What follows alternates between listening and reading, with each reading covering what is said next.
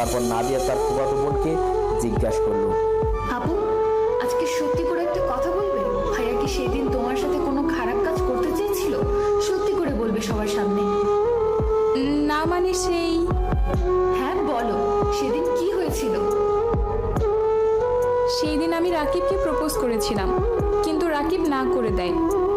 আমি রাকিবকে অনেক করে প্রপোজ করি, কিন্তু রাকিব আমাকে বলে সে নাকি প্রেম করতে পারবে না।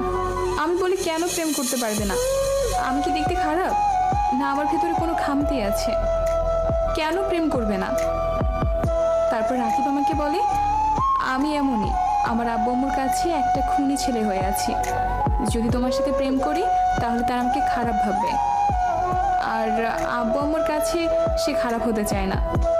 আর যদি তোমার আব্বু এই কথা শোনে তাহলে আমার আব্বু আম্মুকে তোমার আব্বু আম্মু অনেক অপমান করবে। আমি চাই না আমার